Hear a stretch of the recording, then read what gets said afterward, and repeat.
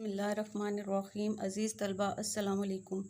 पिछली वीडियो में हमने हसरत मोहानी की गज़ल के शेर नंबर 1, 2 और 3 की तशरीह की थी। आज हम शेर नंबर 4, 5, 6 और 7 की तशरीह करेंगे। इस गज़ल के कुल अशार 7 हैं। 3 अशार की तशरीह हम पिछली वीडियो में कर चुके हैं, उम्मीद आपको समझ आ गए होंगे। अब हम शेर नंबर 4 की तशरीह शुरू करते हैं। शेर नंबर 4 है, देखो तो चश्मे यार की जादू निगाहियाँ, बेहोश एक नज़र में हुई अंजमन तमाम। शेर नंबर 4 है कि देखो तो चश्मे यार का मतलब है महबूब की आँख, जादू निगाहियाँ जादू भरी नज़र, अंजुमन महफिल। इसमें भी आप पहले तशरीह शुरू करने से पहले हसरत मोहानी का तारुफ लिखेंगे जो हमने शेर नंबर 1 से पहले किया था। उसके बाद हम इसकी तशरीह शुरू करेंगे। इस शेर में शायर चश्मे यार की तारीफ़ कर रहा है। शायर कहता है कि मेरे महबूब की नज़र का जादू देखिए कि उसकी एक नज़र से तमाम बज़्म होशो हवास खो बैठती है। जादू निगाहियाँ बुनियादी तौर पर ऐसी नज़र को कहते हैं कि जिसमें जादू भरा हो और जिस पर भी पड़े वो इस जादू के असर में आ जाए। शायर कहता है कि मेरा महबूब आँख उठाकर अंजुमन को देख ले तो सारी महफिल के होशो हवास जाते रहें, यानी वो सारी महफिल उसकी एक नज़र से ही बेहोश हो जाए। ऐसा मालूम होता है कि महबूब की निगाहों में जादू भरा हुआ है कि वो जिसकी तरफ भी आँख उठाकर देखता है उसकी आँख में ऐसा जादू है कि अगला बंदा जब उसकी आँखों की तरफ देखता है तो उसके होश हवास जाते रहते हैं। बकौल शायर, वो आए बस में इतना तो फ़िक्र ने देखा, फिर इसके बाद चिरागों में रोशनी ना रही। ये उस शेर से मुतल्लिका शेर है, ये आपने लाजमी याद करना है। फिर है शेर नंबर 5, इस नाज़नी ने जब से किया है वहाँ क़याम, गुलजार बन गई है ज़मीने दक्कन तमाम। दक्कन जो है ये भारत का एक शहर है। तो इसमें नाज़नी का मतलब है खुश अदा या खूबसूरत, गुलजार फूलों का बाग। अब इस तशरीह से भी पहले आप हसरत मोहानी का तारुफ लिखेंगे और उसके बाद इसकी तशरीह करेंगे। इस शेर में शायर महबूब के हुस्न की तारीफ़ करते हुए कहते हैं कि उसका महबूब इस दर्जा खूबसूरत हसीनो जमील है कि जहाँ उसके पाँव पड़ते हैं वो जगह गुलजार यानी फूलों का बाग बन जाती है। अब इसमें भी शायर जो है मुबालगा से काम ले रहा है, बात को बढ़ा चढ़ा कर पेश कर रहा है क्योंकि वो अपने महबूब को बहुत ज़्यादा खूबसूरत दिखाना चाहता है। तो इसमें देखें नाज़नी का मतलब है खुश अदा खूबसूरत।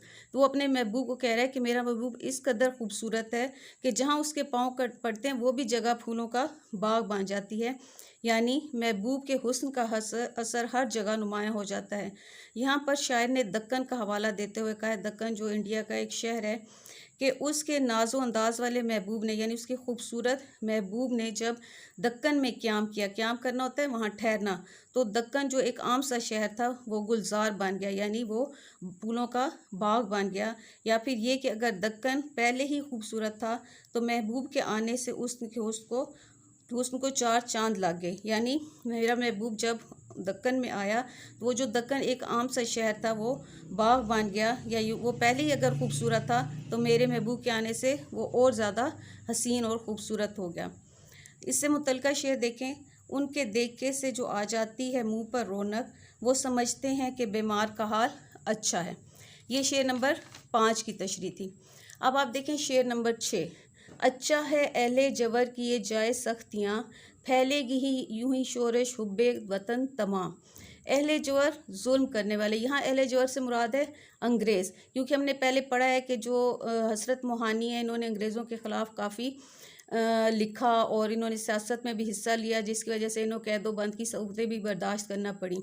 शोरश शोर हंगामा, हुब्बे वतन वतन की मोहब्बत।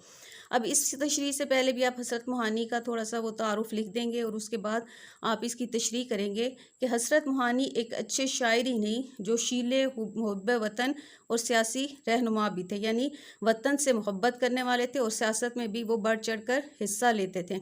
उन्होंने अपनी तहरीरों और तकरीरों में अंग्रेज़ों के जुल्मों सितम और मुल्क की ग़ुलामी के ख़िलाफ़ आवाज़ उठाई। वो पहले रहनुमा थे जिन्होंने पूरी आज़ादी का नारा लगाया। अंग्रेज़ उन्हें अपना दुश्मन और मुखालिफ समझते थे, इसलिए उन्हें कई बार जेल भेजा गया।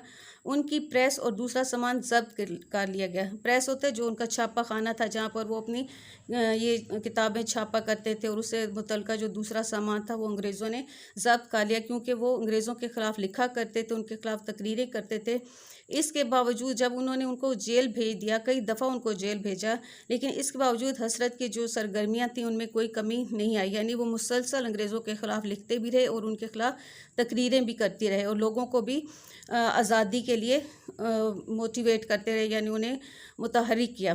وہ جیل جاتے تھے، وہاں بھی شعر کہتے تھے اور سزا کے طور پر چکی بھی پیستے تھے۔ اس زمانے میں جس کو سزا دینی ہوتی تھی تو چکی پسوائی جاتی تھی۔ وہ آپ لوگوں نے شاید کئی بچوں نے چکی دیکھی بھی ہوگی کہ اس کے 2 پارٹ ہوتے ہیں اور اس کے اندر وہ ڈانڈے ڈال کے ہاتھوں کے ساتھ اس کو چلاتے ہیں، تو وہ کافی اس پر زور لگتا ہے اور وہ سزا کے طور پر جو قیدی ہوتے تھے ان سے چکی پسواتے تھے۔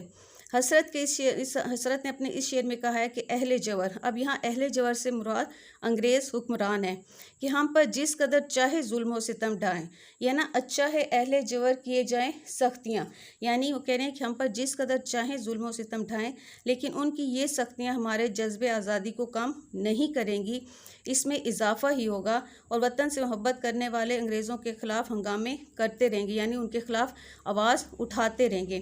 ان کے ظلم کو دیکھتے ہوئے لوگوں کے اندر جذب آزادی پیدا ہوگا، وطن کی محبت جاگے گی اور آزادی کے لیے متحد ہو کر ان کے ملک پر قابض انگریزوں کو یہاں سے نکال دیں گے، گویا اپنے اوپر ہونے والے ظلم سے تنگ آ کر یہ قوم جاگ جائے گی۔ یعنی وہ اپنے اشعار سے بھی اور اپنی تقریروں سے بھی لوگوں کو آزادی کے لیے قائل کرتے تھے۔ انگریز جو تھے وہ پھر اس لیے ان کو پسند نہیں کرتے تھے، ان کو جیل میں بھی ڈال دیا گیا، لیکن انہوں نے لوگوں کو آزادی کے لیے متحرک کیا اور آواز اٹھائی کہ جب تک ہم اپنے اوپر ہونے والے ظلم کو سے تنگ آ کر نہیں اٹھیں گے، نہیں جاگیں گے، تب تک ہم آزادی نہیں حاصل کر سکیں گے۔ اب شعر نمبر 7 دیکھیں، یہ اس شعر کا آخری شعر، اس غزل کا آخری شعر ہے۔ شیرینی نسیم ہے سوز و گداز میر، حسرت تیرے سخن پہ ہے لطف سخن تمام۔ اب شیرینی یعنی مٹھاس، نسیم یہ بھی شاعر ہیں، اور جو ہے اس میں میر یعنی اس جو یہ مقطع ہے غزل کا مقطع کیا ہوتا ہے؟ وہ آخری شعر جس میں شاعر اپنا تخلص استعمال کرتا ہے۔ اس میں حسرت نے اپنا تخلص استعمال کیا اور اس کے علاوہ انہوں نے 2 اور شاعروں کا بھی نام لیا ہے۔ اب اس میں بھی آپ نے پہلے اس کا حسرت موہانی کا تعارف لکھنا ہے اور اس کے بعد آپ نے اس کی تشریح کرنی ہے کہ غزل کے مقطع میں حسرت نے اپنے تخلص کے ساتھ ساتھ 2 اور شعراء کے تخلص کا ذکر بھی کیا ہے۔ یہ نسیم اور میر، یہ دونوں، یہ جس کے اوپر یہ والا نشان ہوتا ہے وہ شاعر کے تخلص ہوتا ہے۔ تو اس میں شاعر نے مقطع میں 2 اور شاعروں کے تخلص کا بھی ذکر کیا ہے۔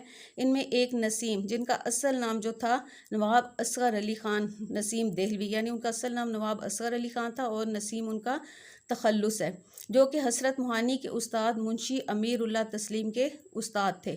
یعنی یہ جو نسیم تھے یہ حسرت موہانی کے بھی استاد کے استاد تھے۔ اور دوسرے میر، جنہیں خدائے سخن کہا جاتا ہے، میر تقی میر ہیں، یہ میر تقی میر کا تخلص ہے۔